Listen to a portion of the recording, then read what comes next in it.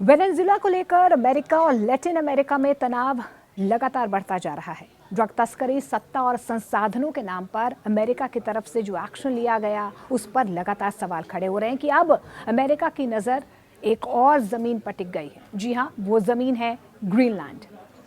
Greenland Denmark का अर्ध स्वायत्त क्षेत्र है और दुनिया के सबसे बड़े द्वीपों में से एक है। यहाँ पर बहुत कम लोगों की आबादी है, लेकिन ये रणनीतिक रूप से बेहद महत्वपूर्ण है, खासतौर पर दुर्लभ खनिजों के लिए, यानी कि रेयर मिनरल्स के लिए।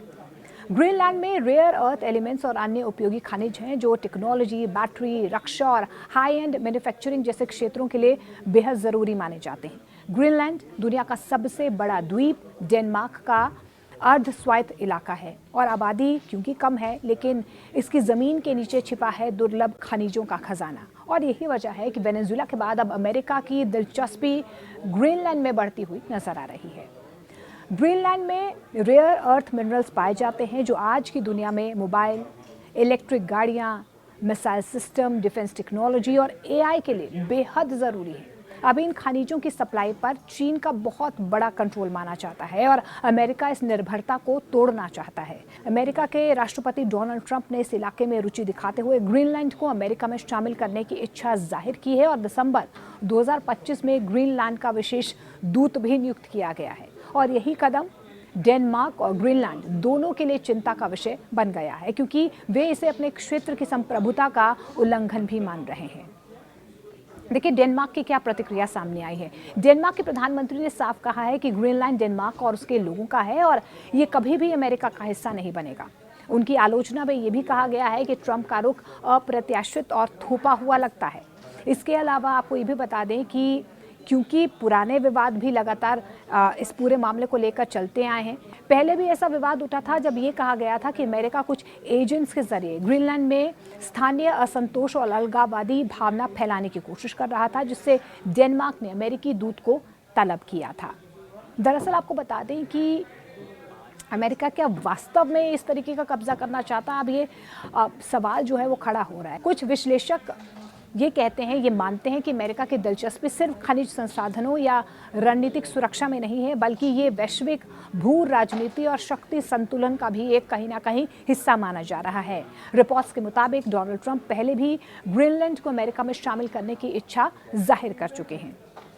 अब जिस तरीके से वेनेजुएला में सैन्य कार्रवाई हुई है, ग्रीनलैंड को लेकर अमेरिका ने कूटनीतिक और रणनीतिक गतिविधियां तेज कर दी हैं और संकेत कहीं ना कहीं अब अमेरिका की तरफ से दिए जा रहे हैं। यानी कि सीधा हमला नहीं, लेकिन दबाव की राजनीति से ज़रूर हम कह सकते हैं।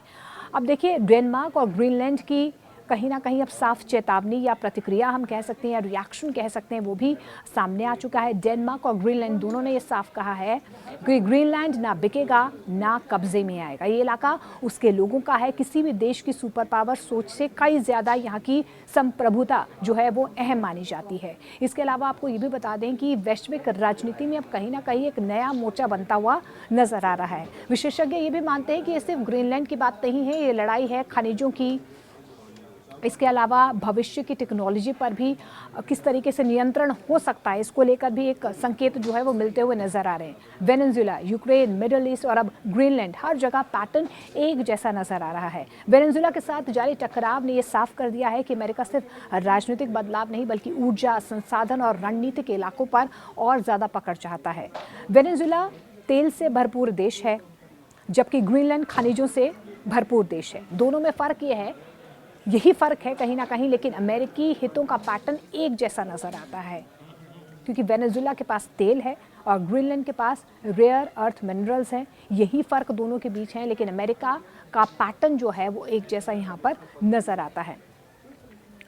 अब देखिए, ग्रीनलैंड के रेयर मिनरल्स इतने अहम क्यों हैं? ग्रीनलैंड में पाए जाने वाले रेयर अर्थ मिनरल्स आज की आधुनिक दुनिया की रीढ़ है। मोबाइल फ़ोन्स हों, इलेक्ट्रिक व्हीकल बैटरीज हों, सोलर पैनल हों, मिसाइल और रडार सिस्टम हों, एआई सुपर कंप्यूटर हों, इन सभी की ज़रूरत आज कहीं ना कहीं ग्रीनलैंड के पास है। और आज इन खनिजों की सप्लाई का बहुत बड़ा हिस्सा जो है वो चीन के नियंत्रण में है। इस नियंत्रण को भी अमेरिका कहीं ना कहीं तोड़ना चाहता है, लेकिन अमेरिका और यूरोप इस निर्भरता को रणनीतिक खतरा मानते हैं। इसलिए ग्रीनलैंड अचानक से वैश्विक राजनीति के केंद्र में आ चुका है।